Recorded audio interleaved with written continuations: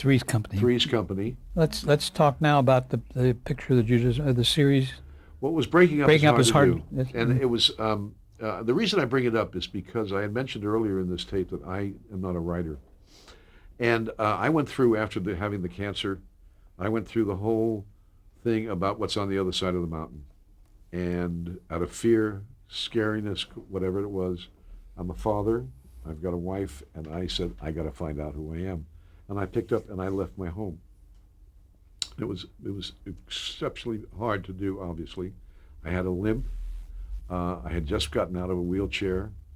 I had a guy carry me around. I was working at Warner Brothers. I was working, and this is 74.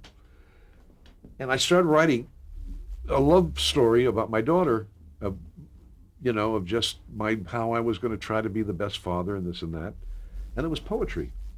And in those days, in the 70s, everybody wrote about poetry. They wrote about their pains, and out of the clear blue sky, my wife passed away in 1970. I try to blank it out, but it was in 76. And now here I am, thrust, single parent, ABC, executive. My wife has passed away. And out of the clear blue, somebody says to Esther Shapiro, have you ever read a book called Daddy, Why Did Mommy Die? And she said, no, who wrote it? And this person said, Eddie Foy wrote it. She said, what are you doing?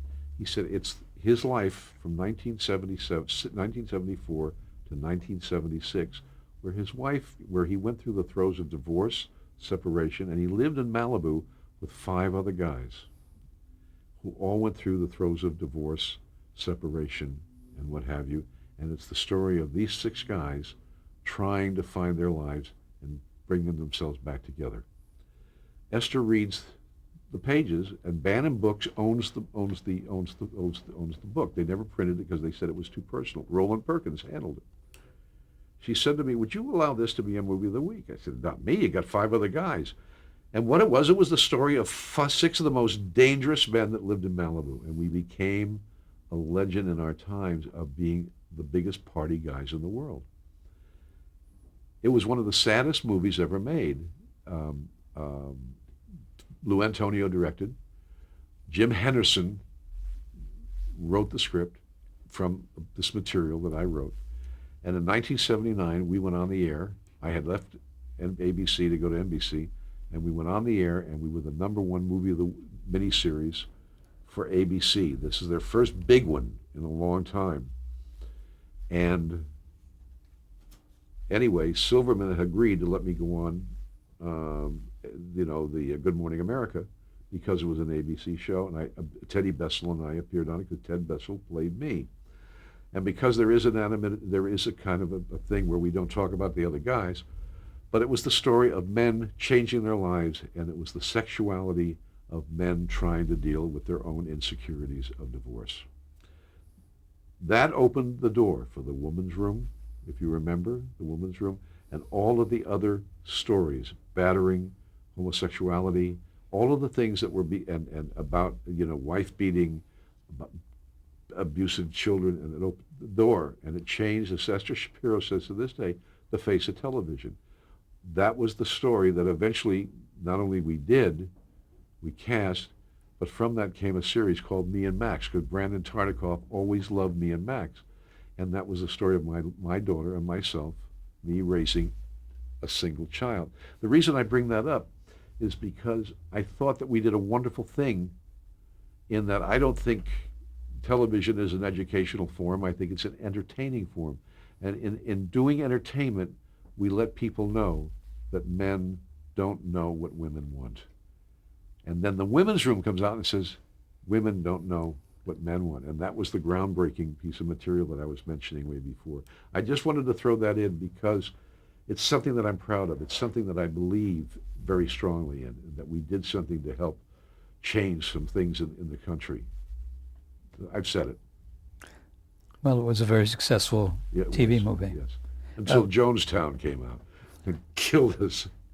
I want to jump back to some of the shows we were talking about. Yes, Charlie's sir. Angels, which was a Spelling Goldberg production. Did you cast that? I cast Cheryl Ladd.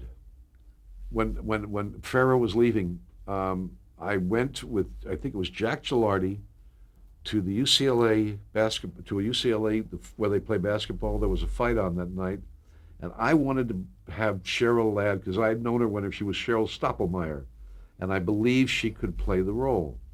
So she was married to David Ladd at the time. So Jack says, let's go to the fight. You'll meet Ladd. And I'd known Ladd. So we sit there, we watch the fight, and Ladd saying, who won that round, who won that round, who won that? And finally he said, what are we doing here? And I said, will you let Cheryl come in and meet for Charlie's Angels? She won't read. So she doesn't read. Who cares? Just have her come in and meet. And at that fight, at Cassius Clay fight, Muhammad Ali, the next day, she came through the door, slam dunk. And that was, and by the way, there's a perfect example of a girl being able to replace a girl as opposed to a girl not being able to be replaced, which was Suzanne Summers. Did she replace Shelley Hack? No. She replaced Farrah Fawcett. Oh, Farrah Fawcett. That's what I meant. Yeah. And Tanya Roberts came in then. She came in later. Yeah. That was good agenting on the part of Mike Greenfield, the agent. That was his doing. He did that very well. That was an agent creating a character that Aaron bought. Let's go to Family, which was another Spelling Goldberg series.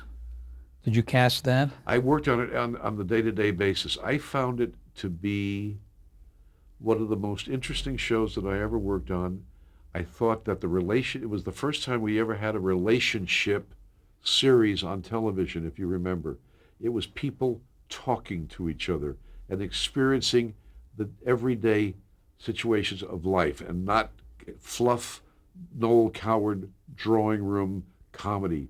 These were real people in real situations with children growing up, and I was very proud of Family. I thought it was a marvelous, marvelous piece of work. I really did. I loved that. Christy McNichol was pretty Christy young. was in it. Meredith Baxter. Meredith was in it, and of course Broderick, James Broderick. Oh my God, what an actor he was! And shall we not forget the lady? Okay, we've mentioned Fish in the past, but let's talk about Abe Vigoda, and again you're with Danny Arnold, who's the producer on it. Was that successful? No, not the way it should have been. But you know something? As only anybody who's had the experience you have know better than I do. You do a series pilot. You write for the person. I've said this. Now you take that person out of the whole situation you got him in and put him in this situation. It's not going to work.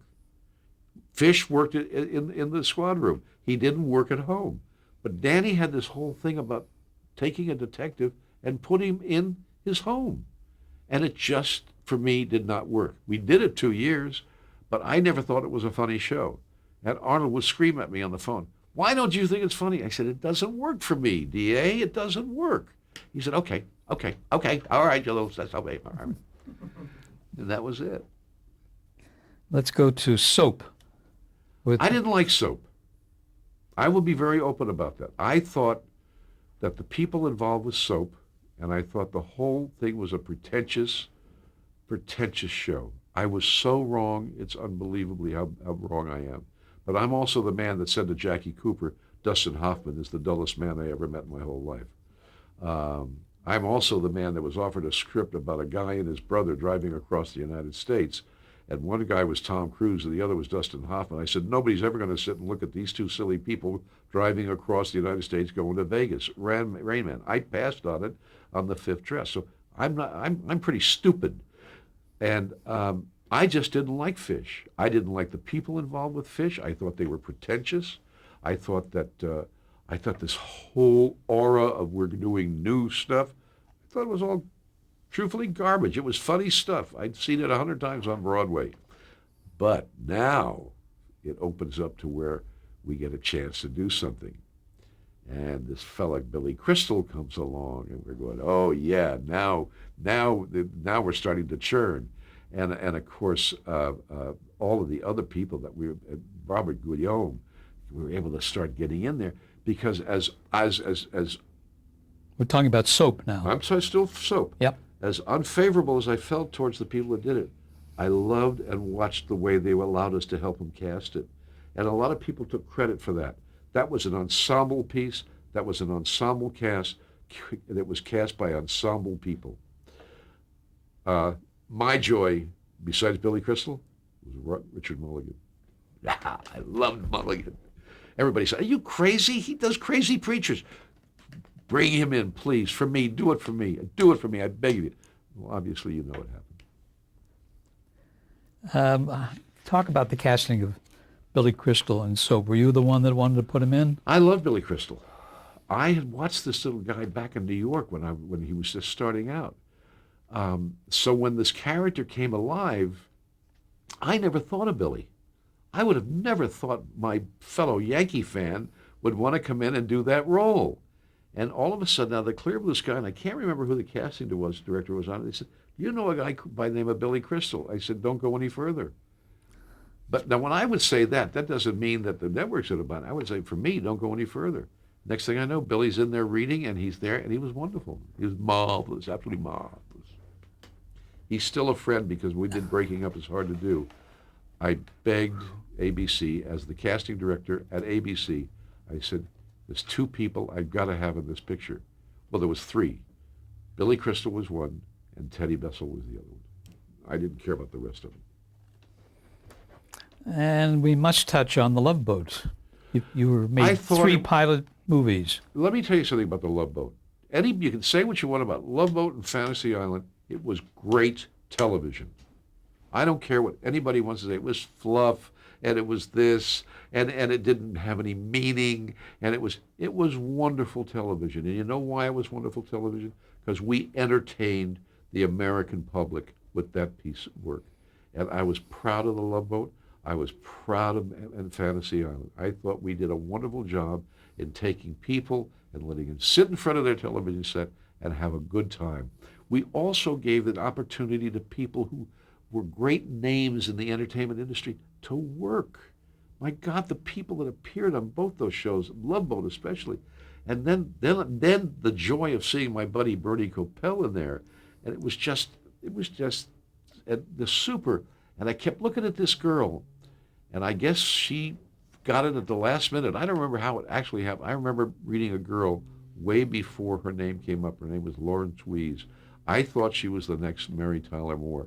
And when she came into the office, Pam Dixon looked at me and she said, "You're right about this kid. She's wonderful." I still love her. I still love her. I don't care about anything in the past. I still love her. But Bernie and all that, and of course, Gavin MacLeod, that's brilliant casting. But that's why Aaron is so good at what he does. Aaron Spelling. Yes, sir. The original movie of Love Boat, were you on that? Did you cast that? I think so. I don't remember because I was doing so many of the movies of the week at that time. And eventually my position at ABC changed to where I did most of all the movies of the week my last year and a half there. So Because I don't honestly remember. That first movie, I'm just doing this for the record, the captain was played by an actor by the name of Ted Hamilton. That's before me.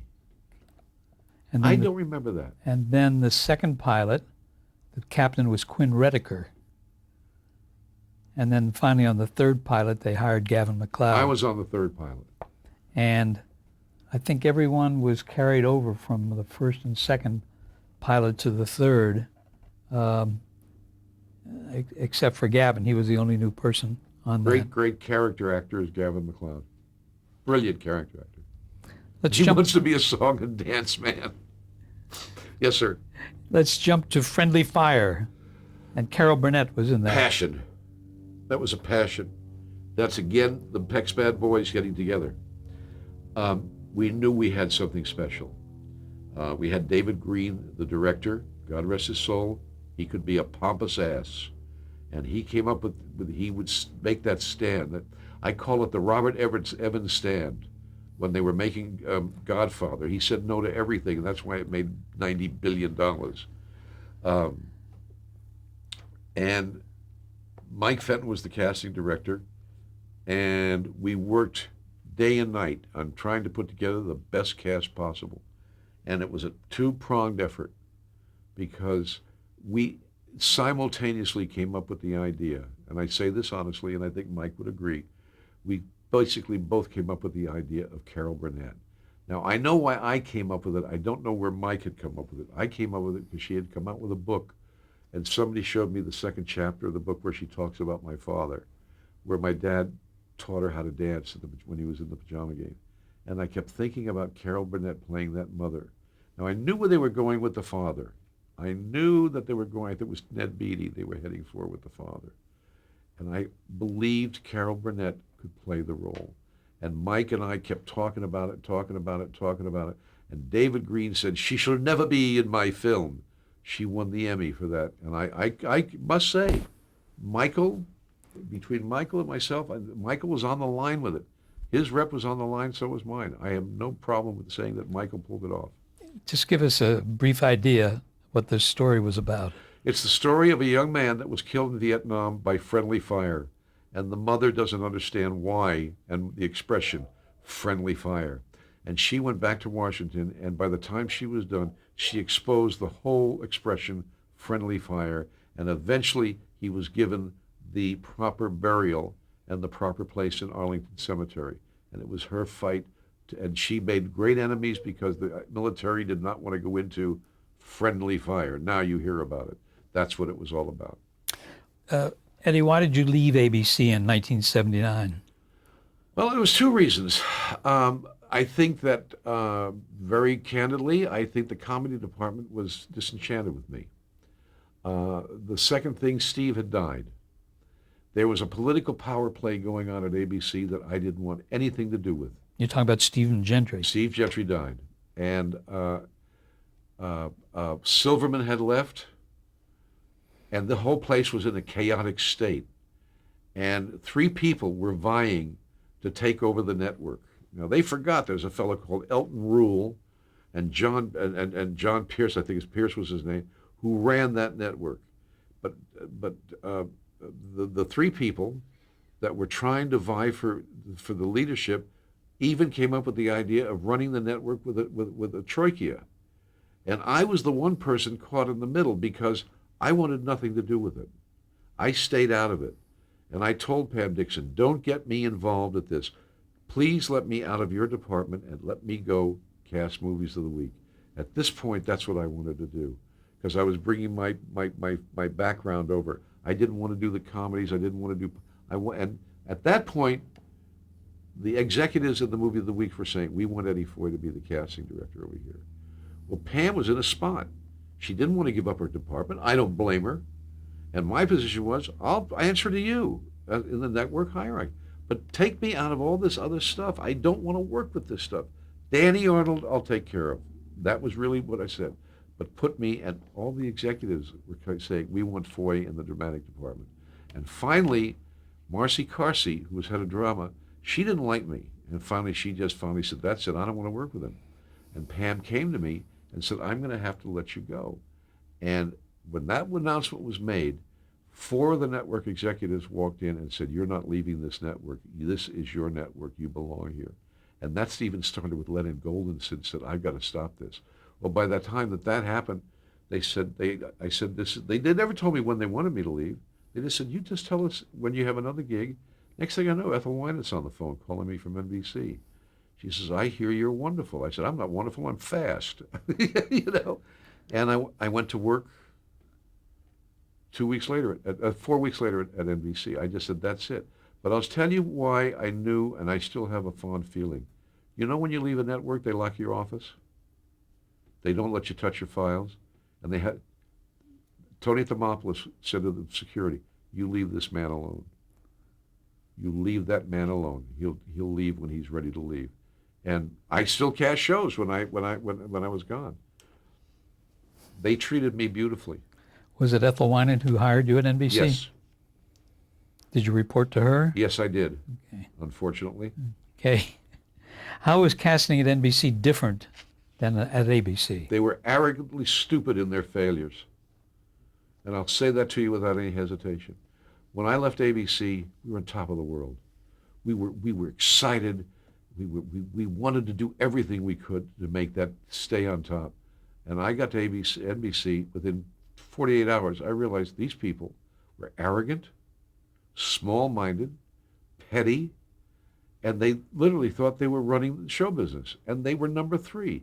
And in fact, when I showed up at NBC the first day, they gave me a cocktail party. They said, "Why did you leave ABC to come here?" I said, "I want to know what number 3 means." And that was my start. But actually, Silverman, Tartikoff, they all, I guess, went and Pam, she said, "I'm losing this guy, and I don't want to lose him, and I think maybe you need him at this point to come over there." I met with Ethel a couple of times. I had known her. I knew her husband because he worked with my dad. And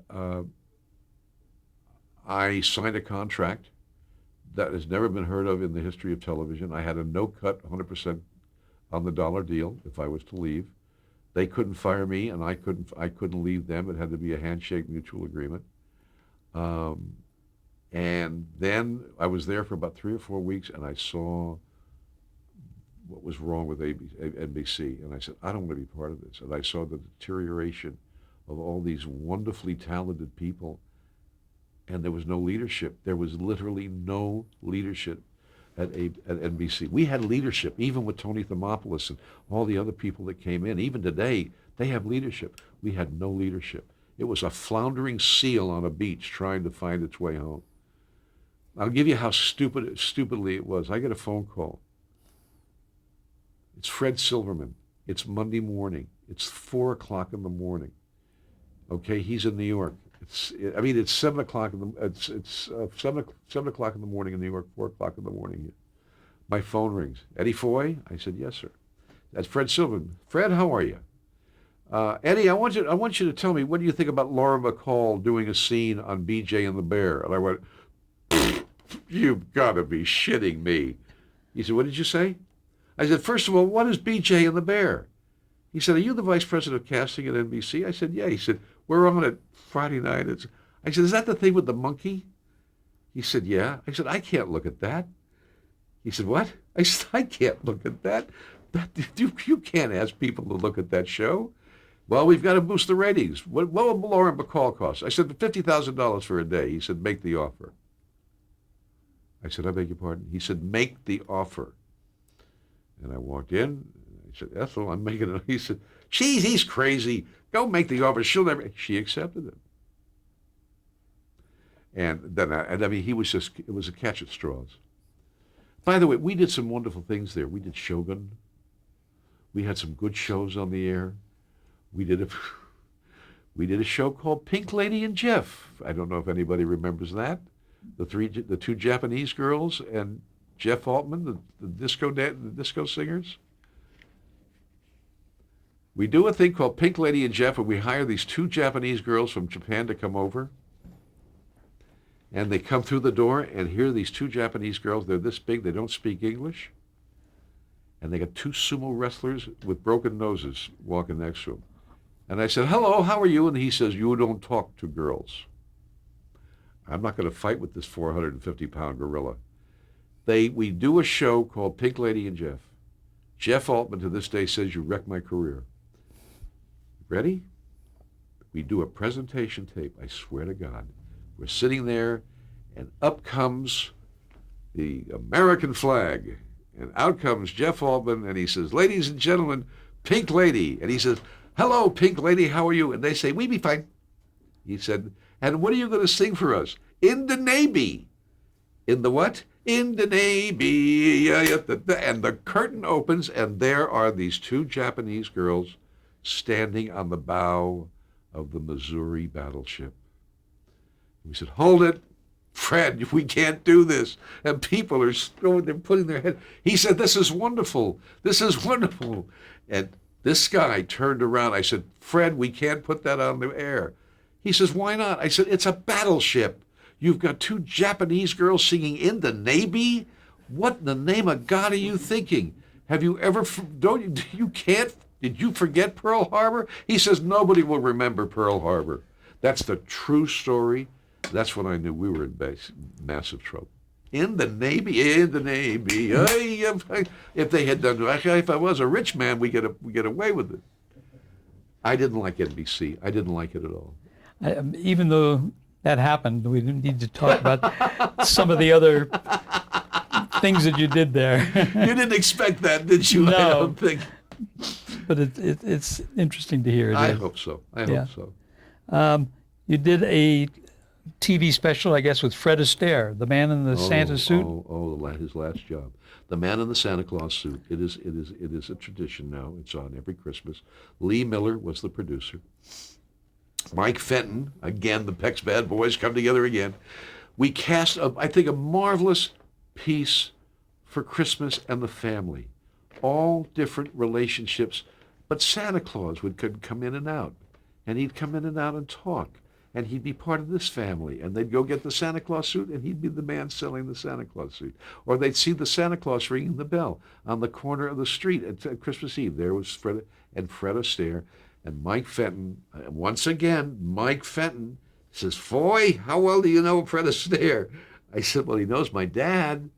He says, "What do you think about him for Santa Claus?" I said, "Let's move on. Next." And the next thing I knew, we called. We said, "We got Fred Astaire." I didn't even tell anybody at the network.